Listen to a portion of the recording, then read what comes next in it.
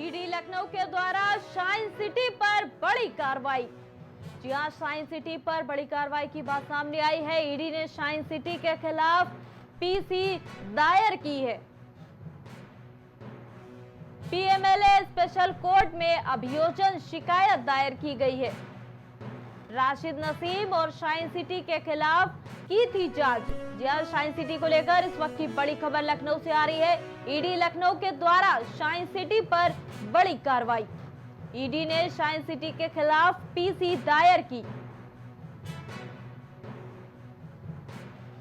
PMLA special court में अभियोजन शिकायत दायर की। राशिद नसीम और साइंस सिटी के खिलाफ की थी जांच।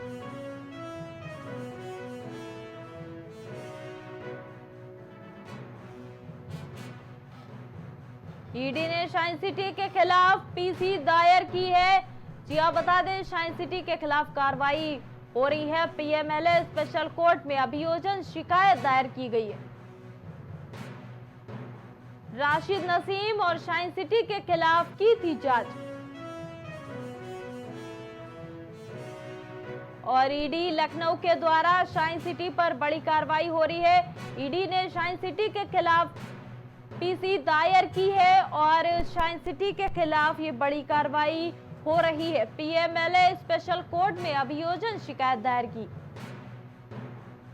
राशिद नसीम और साइंस सिटी के खिलाफ ये दायर की गई है याचिका। बता दें ईडी लखनऊ के द्वारा साइंस सिटी पर बड़ी कार्रवाई।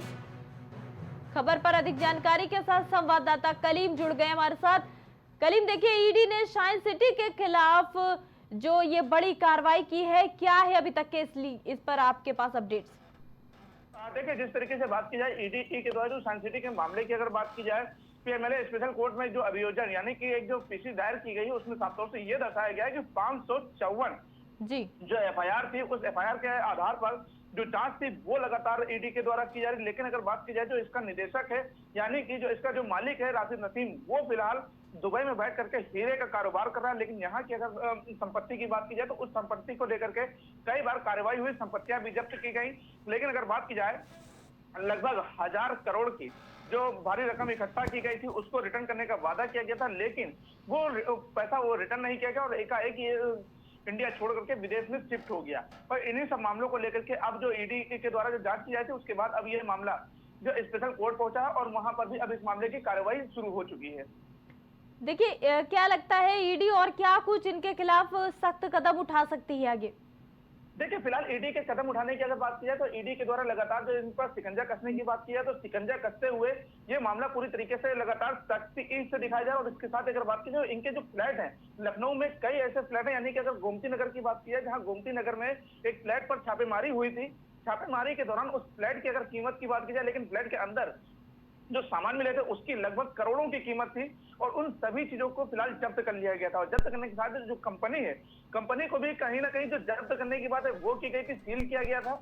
लेकिन राशिद नसीम की गिरफ्तारी की बात की जाए तो उसकी अभी गिरफ्तारी नहीं हुई क्योंकि वो विदेश में बैठ करके हीरे का कारोबार कर रहा है। लेकिन उस कंपनी से जो जुड़े हुए लोग हैं जिनके ऊपर लगभग इनाम की घोषणा की बात की जाए तो लगभग हर शख्स के ऊपर 50,000 से कम का इनाम नहीं घोषित है।